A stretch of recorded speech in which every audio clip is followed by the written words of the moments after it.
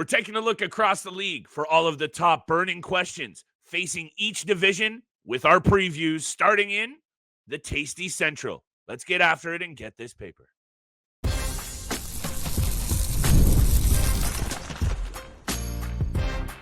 You're Locked On Fantasy Hockey, your daily podcast on fantasy hockey. Part of the Locked On Podcast Network, your team every day. Can you feel it, my fantasy fanatics? The NHL season is drawing near, and it's time for a league-wide breakdown of every division, 8 through 1, on the Locked On Fantasy Hockey Podcast. Welcome back inside the lab, and shout out to the everydayers who continue to make us their first listen every single day.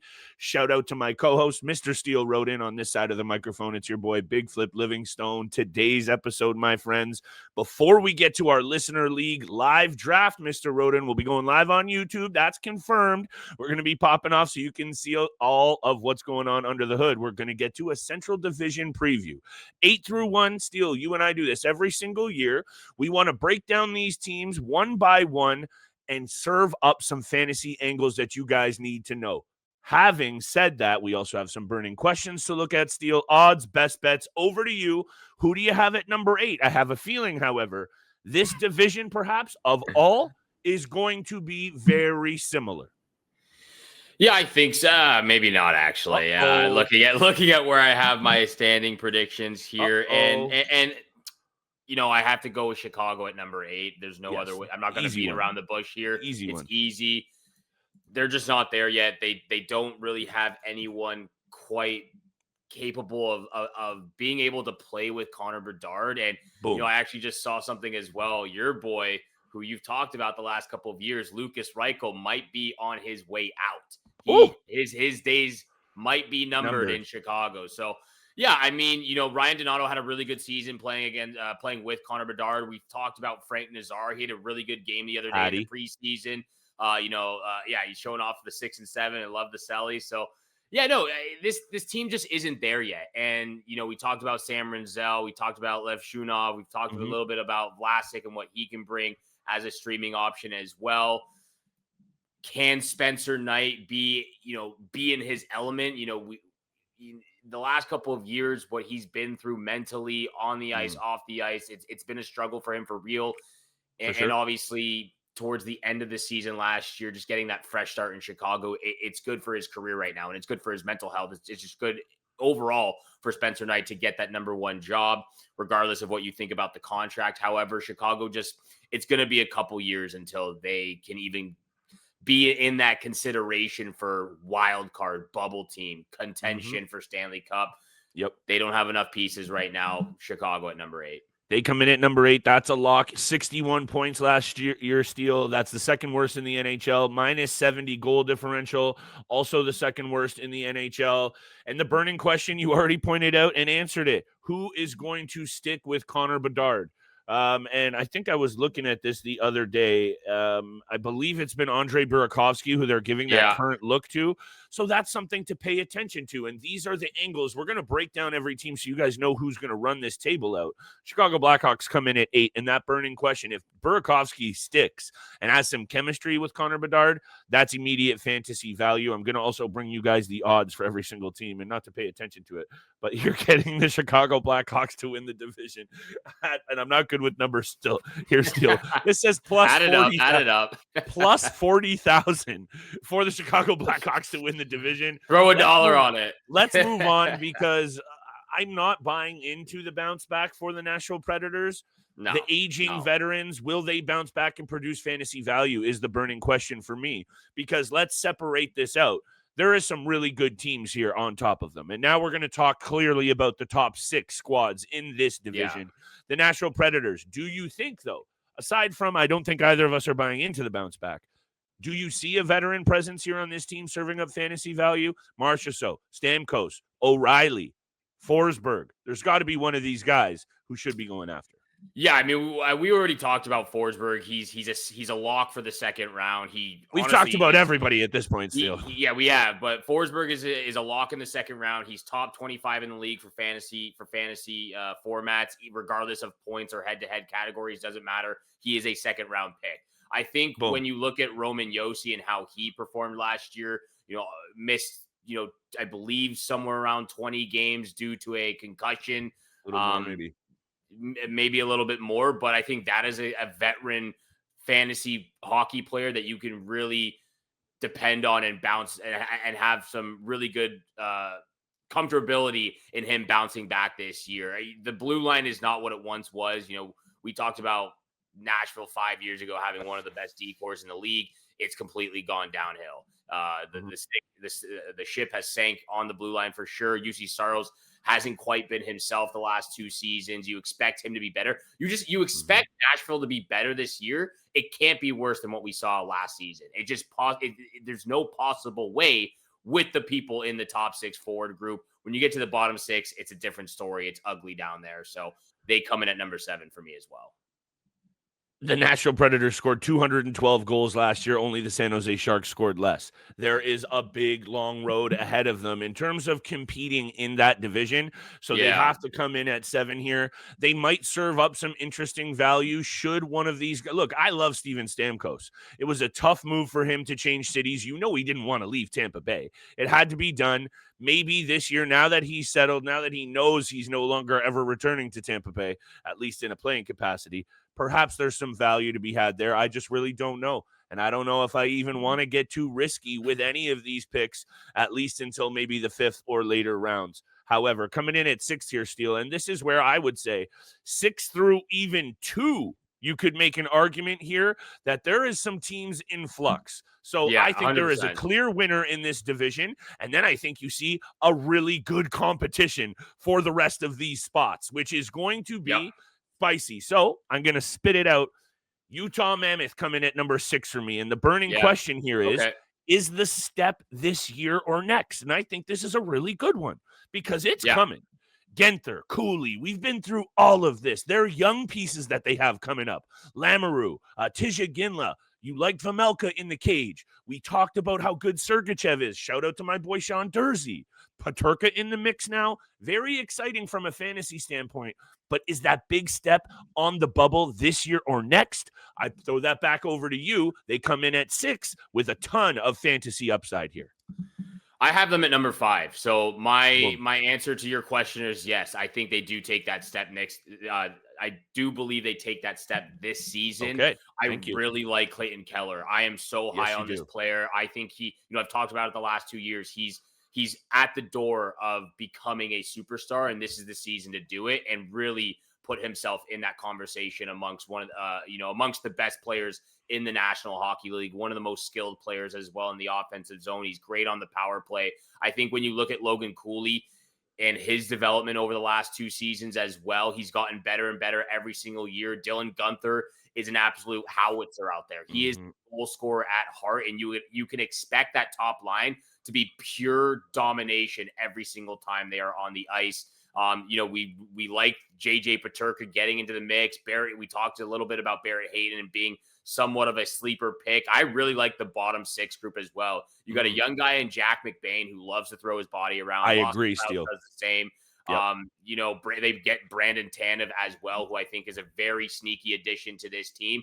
You can have the debate about how the blue line is shaping up. We like Mikhail Sergachev and his time there. Nate Schmidt played really well for Florida. Maybe that veteran presence on the blue line can kind of bring over and translate over to the Utah Mammoth Club as well. I really like Karel Vamelka. I think he's going to be a solid goaltender, especially fantasy-wise.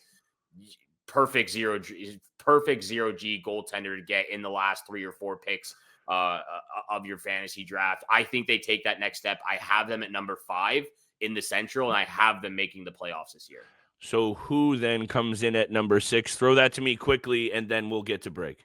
Yeah, real quick, and we can talk about it after the break as well. Please. I have the St. Louis Blues. I think you hit it on the nail with your description of the Central Division. 2 through 6, it really is in flux, and it could change very quickly. I have the St. Louis Blues just because I'm not completely sold on how the team is shaping up. I mean, they got some really good players.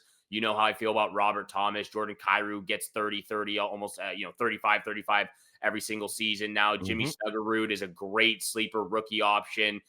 We talked about Jake Neighbors and Dylan Holloway as well. I have them at number 6, and it's going to be close. I think they're going to be right there with the Utah Mammoth for that last wild card spot. We'll talk about it a little bit more right after the break, and make sure you stay tuned. Wednesday night, Casual League live draft on YouTube. We'll be going live pick by pick, baby. It might not be pretty, but my co-host has convinced me this is what's good for the content. This is what the people need, Steele. So we're going to bring it, and it's going to be electric. So make sure you guys tap into that. Today's episode is brought to you by FanDuel Sportsbook. The NFL season is most definitely here, and FanDuel has an offer that you don't want to miss. Right now, new customers can bet just $5 and get $300 in bonus bets if you win. That's right. Pick a bet, put down $5. If it hits, you unlock $300 in bonus bets to use across the app. An app that Steele and I use every single day. I'll speak for myself on that one, Mr. Rodin. Live same-game parlays, future picks, easy, safe, secure, and quick payouts. FanDuel is your source for them all. What are you waiting for? Visit FanDuel.com to download the FanDuel app today and get started.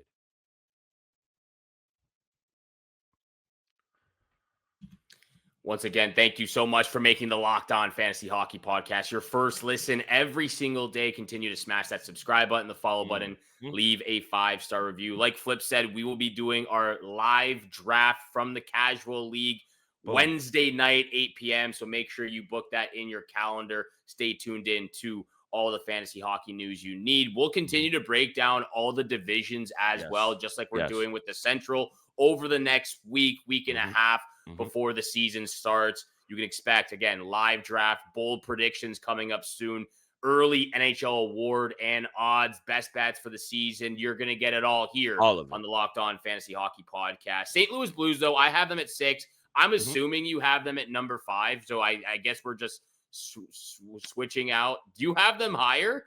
No, I have them at number 6. I haven't given you my... Sorry, I have them at number 5 as well. I apologize. The top 4 teams here, in my opinion, are the Winnipeg Jets, the Minnesota Wild. We've got this on lock, and I did want to just quickly say, because I think we can move on from St. Louis, because you kind of put that together. You do have the Blues at 5. Yes, sir. Because, look, I looked at it as this. When I look at Filip Gustafsson, and I know the rankings that we did, I caught some strays from you for not putting him where he should be. This is a really good goaltender. And then you look at, does the St. Louis Blues have a true superstar? They do not. The Minnesota Wild do. And say what you will about the supporting cast, they also have a player in Matt Boldy who might be ready to pop off and throw his name into the hat as a superstar on the rise. So I look at the Minnesota Wild as they need to do something to keep Kirill Kaprizov in those colors and keep him happy. Yes. And I don't know if that's winning. Yes. I don't know if that's more money. I don't know if that's making a splash at the deadline or adding a big trade or something, or maybe Steele. It has to be all three. What I'm trying to say is here, the St. Louis Blues to me just look like a very average club for the most part across the board. Dylan Holloway, sexy little fantasy option. Jimmy Snuggerud could be the sleeper of all sleepers. Robert Thomas, you're going to get a ton of value. The blue line is old and slow. Justin Falk, Cam Fowler, Colton Parayko, they're good. They're solid. I like Broberg. They're big bruisers. Philip Broberg, I get it. Jordan Binnington is a high wire act at times in the regular season. Yeah, he played great in the Four Nations. For a fantasy angle, he's a powder keg. So I put them at 5, and I'll throw it back to you, someone who is a lot closer to Minnesota hockey than most, Steele. I give you credit for that. You know, that's something to be said right there. Put that at the top of your resume for a hockey fantasy I've been getting some raised eyebrows every time that comes up. Here comes the burning question, though, for the Minnesota Wild. And it's easy. Do they have enough firepower aside from Kirill? Over to you. What's your take and breakdown for this season? They come in at number 4. Look, they come higher on this list, so maybe you should save that burning question till later. And I'll answer that question. And it really does pain me to do this. I don't want to. I'm going to answer your question. I just think. I don't know. Ask me again later in the episode when we get to the Minnesota Wild, or when I get to the Minnesota Wild. It pained me to do this. It actually pained me to put the Colorado Avalanche here at 4, but I have them at number 4 here. And I just think when I look at Mackenzie Blackwood, I think he's a fantastic fantasy option. Like, he's been very good for this for the squad the last couple of years. Okay. Last year between Colorado and San Jose, 28 wins, 21 losses, a 912 save percentage, a 2.55 goals against average. Like, obviously great statistics there. Outside the top six, it's bad in Colorado. Like, it actually kind of is. And again, it pained me to me, they're still a playoff team. And I've seen people out there not even have the Avalanche make the playoffs, which I think is absurd. Okay, but they come in fourth in the Central Division. They will finish in that first wild card spot. I'm just, the bottom six makes me wonder, and it questions about how badly they're going to depend on Nathan MacKinnon, Nichushkin, Necas, Cale Makar, all those guys. And obviously, offensively, they're gonna jump off the page. Fantasy goldmine. I just think when you get to the actual standings of this Central Division, I have them at 4. It pained me to do it. Look, it's a fair take. I'm not going to get after you. You're not saying like the sky is falling here for this team. I would also say, so what? You're not getting behind Joel Kivrey-Ranta here, Zakhar Badarkov, Parker Kelly. You're not big fans of those guys. I understand, Steele. A bit of a top-heavy club, but I don't think that's the case when you got Cale Makar and Devin Taves on the back end. And I think perhaps that's what we need to remember here is those two might be good enough to make some of those names that I just mentioned, the Ross Coltons and Victor Olofssons of the world's lives a little bit easier. So I am still going to put them as a top 3 team in this division. I put the Minnesota Wild at 4. We spoke about that. The Colorado Avalanche come in here at 3. And you answered the question for me. I said, and this is to your point and why I got to give you the credit, this team is trending in the wrong direction, most definitely, right? Because I agree with you. They might not have what it takes to compete come playoff time. They're a playoff team, in my opinion, for sure. But 100%. After that, it's really tricky. And I wrote, are we sleeping on them? So clearly you're not. You're on point. You're not worried about it. You know that it's fantasy value first and maybe in the standings second. So I'll leave it at this. Nathan MacKinnon, boom. A healthy Valeri Nichushkin for the first time in years, Steele. Gabriel Landeskog back, healthy. I think there is more than enough firepower up front. Mackenzie Blackwood is an interesting angle that you mentioned. A little bit of a differing of opinions here. They come in at 3. Go ahead. And just for the Colorado Avalanche, to your point as well, going, separating the standings between fantasy value of some of these players. I mean, they've made the playoffs the last I believe 8 years now. Yeah, the last 8 years. And besides winning the Stanley Cup in 2022, they've been bounced out of the first round 70% of the time. I mean, they've only gotten out of the first round 3 times in the last 8 runs. And again, they haven't got past the second round besides that Stanley Cup championship. So, I mean, I'm just separating the fantasy value from the standings here. Again, could be in flux. I think we're splitting hairs when we get to the top 4. However, I had the Avalanche at 4. You had the Wild at 4. And I'm assuming, or no, you said you had the Avalanche at 3.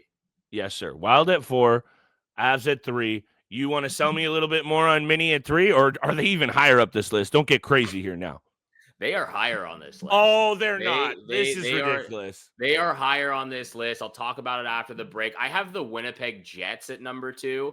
I just think, you know how you feel about the Washington Capitals and how like they're not going to run it back. Like that was an impressive season. Like, they had big years from all these young guys. Yeah. I'm not, I guess that's how I feel about the Winnipeg Jets. And I still really like them. But when I look at the Jets as well, I mean, that top line is absolutely one of the most dangerous lines in the game. I mean, Kyle Connor, Mark Scheifele, Gabriel Velarde, just absolute studs offensively.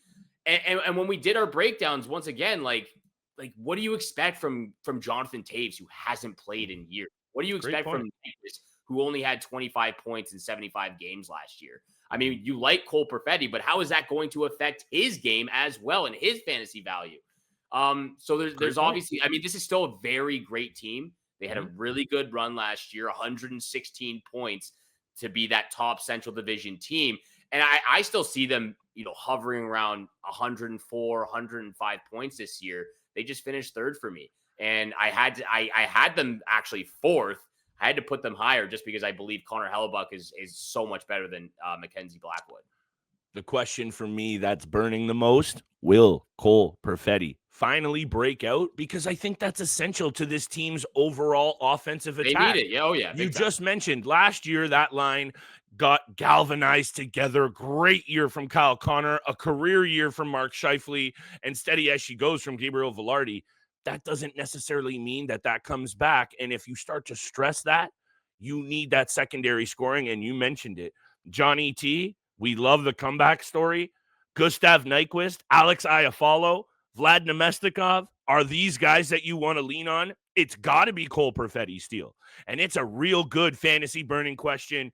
Let's answer it when we come back from the break, because I do think if you are saying you have the Minnesota Wild as the second favorite here, because we know it's the Dallas Stars division, Even you might higher. as well be sprinkling. Stop it. I'm Now kidding. we're getting I'm kidding. crazy. Minnesota Wild at plus 700 to win the division right now on FanDuel. Might be worth a little look, but we'll talk about it when we come back. We will talk about it after the break. You know who the top two teams are from me. Wild and Stars crack the top two. All of that and more on the Locked On Fantasy Hockey Podcast.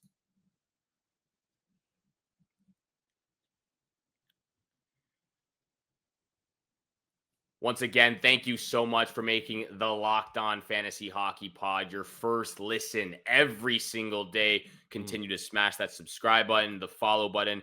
Leave a 5-star review for your boys here, Filip Livingstone and Steele Rodin. We appreciate you. Flip, I'm going to throw it back over to you, my friend. Please. I assume you had Avalanche at 3, so Winnipeg Jets are at 2 for you. Yes, sir. And I just want to wrap this up on the Jets at least. Cole Yeah. Perfetti, 50 points last year in 82 games, showing real signs that he was starting to really figure it out. 6 points in 13 games doesn't jump off the page in the postseason for me, Steele, but he really started to prove that he's understanding the game out both ways. And that's essential to a young player sticking and earning minutes. And that's been a problem in his career before last season, topping out at 14 minutes. This kid needs 16, 17 minutes of ice time. And then I'm telling you, 75 points is in this realm, in his skill set. Most definitely. I'm going to die on this hill, Steele. I've been saying Cole Perfetti for a while. Some of my other young boys, Harley, Seth Jarvis, they've panned out. Perfetti's been a little bit slower to the table, but I'm going to stay on this player. This is a season where the Winnipeg Jets come in as the third favorite to win the division at plus 550. Connor Hellebuck, elite. However, that blue line that we like so much, Steele, I don't know if you saw this. Dylan Sandberg is out 6 to 8 weeks with a broken wrist. This is big for their team's success on the ice, not necessarily on the fantasy side of things, unless it's a really, really deep league and you have him as like your last D-man for some peripheral value. Really good defenseman. That might play into your take on them sliding down a little bit. Jets at 2 from me. Over to you. Whatever you want to talk about. Minnesota Wild at 2 for me. And ask me that question once again. Ask me that question right now. What are you smoking? No, what question? The Minnesota Wild question, the burning question. Oh, sorry. Yes, I will repeat it for you. Do they have enough firepower aside from Kirill to compete? Yes, they do. They do have enough firepower. Explain. And look, they were a top 3, maybe I believe at the time, a top 2 team in the Central Division at the beginning of the season. They held onto that up until Kaprizov and Eriksson Ek went down. They had a lot of their top guys miss games last year. Matt Zuccarello missed 15 games. Jared Spurgeon missed 20 games. Jacob Middleton missed 15 games. Obviously, we know Eriksson Ek and Kaprizov missed half the season. Arguably, they're 2 most important forwards in the franchise right there. We obviously love Matt Boldy, but Joel Eriksson Ek is a vital, crucial piece to that. And they still made the playoffs. Obviously, they slipped down into a wild card spot, but at the very beginning of the season when everything was going great and Gustafsson had a .914 save percentage on the year, he played amazing. The team was a top 3 team. So maybe they're not 2 for most people. They're 2 for me. I think if they're fully healthy, they are in the top 3 at least. So maybe switch out the Jets with the Wild, just put Jets second and Wild third. However, I think this is one of the most dangerous and unnoticed teams in this division and even in the Western Conference. They played exceptionally well in the first round against the Vegas Golden Knights. I've talked about it at length. I'm not going to go down that road. Good point. It's a good point. I like this team a lot. We all know that. You know that. I do. I just think people overlook them because they're For not sure. a very entertaining team to watch. Small market. And small market, when you're a Minnesota fan, you live in Minnesota. Again, I've never been there. I'm wanting to go so bad, but you live in Minnesota. That is a hockey city. Yep. You know what it's all about. And I love watching them play every single night when I can. So they come in second for me. They just don't come first because we know what's going on in Dallas. And you know what? I always respect your hockey takes and your hockey sense. That's why I love coming on here doing this 5 days a week, all year long with you, pal. I appreciate chatting puck with you always. I'll hit you with some facts here. Zeev Buium is a player that's going to make noise in this league. 100%. Brock Faber, we know he's been up and down. He's got the skill set. Jacob Middleton had a great year last year. That's a pretty good top 3 on the blue line. And then if you want to factor in what we think in the cage with Filip Gustafsson, maybe that props up some of these players that you just mentioned that we might be overlooking in the forward group. They also bring in Vladimir Tarasenko at the very end of his career. What can he do? That might be another question for me. Not as much burning, but it's a question. I think he's better than Gustav Nyquist because they got nothing from him last year in the 22 So there you go. Then we like a step from Matt Boldy. Let's see what the team does for me. That's a little bit too high on the ranking. But what's clear is it's the Dallas Stars division to lose. And here's the question for me. As the one of the most, if not the most balanced forward groups in the NHL, even without Jamie Benn until whenever he's back, is this their year? Is this the year? Because this is a fantasy gold mine, and they're knocking on the door, Steele. And I have the division odds here. I'll get the cup up in a sec. Dallas, to take the division at plus 175 is basically free money, in my opinion. And they are the second favorite to win the cup at plus 850. The Edmonton Oilers at plus 800 and the Hurricanes at plus 900. To me, they deserve to be the Stanley Cup favorite at this point. Over to you. Fantasy Hockey Goldmine, is this their year? I don't think it's a stretch to say yes. I think they're the most dangerous team in the Western Conference. I can't speak to say if it's their year because we know anything can happen in the Stanley Cup playoffs. So I'm not going to go to that extent. Nice hedge. It was a nice hedge. I'm not going to go to that extent. However, it's a very good bet that they will be one of the teams in the final or one of the teams in the Western Conference Finals at least. Yes, sir. I have them in the Vegas Golden Knights in the Western Conference Finals. And I really like the Vegas Golden Knights. I think you're going to, again, when we do the Pacific Division, I'll tell you right now, I have the Vegas Golden Knights as the top team in that division as well. So I think it comes down to those top 2 teams battling for a spot in the Stanley Cup Finals. This team is a deadly force to be reckoned with. I mean, they roll their top 3 lines out like they're all first lines. Mikko Rantanen with Jason Robertson, potentially either with Hintz and Johnston on that first line. You look at Jason Robertson, and this was a guy that I almost traded in my keeper league, decided to keep him because of what it means to play with Mikko Rantanen and those other guys in the top 6 forward group. This is a special club. And even though I don't like Miro Heiskanen, and I think he's one of the most overrated, overhyped defensemen fantasy hockey-wise, he's still great on the ice, and he's still a vital piece. Thomas Harley in the mix as well. Yep. Those are the top 2 guys we know. Jake Ottinger and Casey Smith. Mm-hmm. I think Casey Smith is a great backup for him. Yeah, he comes in, does his job right behind, and helps his boy out. Ottinger, the number 1 guy there, number 1 team in the Central. And it's interesting because, and it's been mentioned already a few times on today's episode, you kind of have to separate sometimes fantasy value to what it gets done in the standings. And a player like Esa Lindell, along with Heiskanen and Harley as your top 3 guys, adds a very responsible back end. Thomas Harley also fantasy-wise, he's been taking that top power play rushes, my friends. So his time is now. Good. If you have a team that has Thomas Harley, Seth Jarvis, and Cole Perfetti on it, send me a screenshot. You're getting something from Uncle Flip because I'm telling you, those 3 young boys that I've been talking about from time, those are 3 good young pieces. And one of them is also up front here, Steele, that you've been talking about in Wyatt Johnston. This team is very sexy fantasy goldmine and one that should be there. When the dust settles, back over to you. Take us out, and we'll be back tomorrow, Wednesday night, for our live YouTube full listener league draft.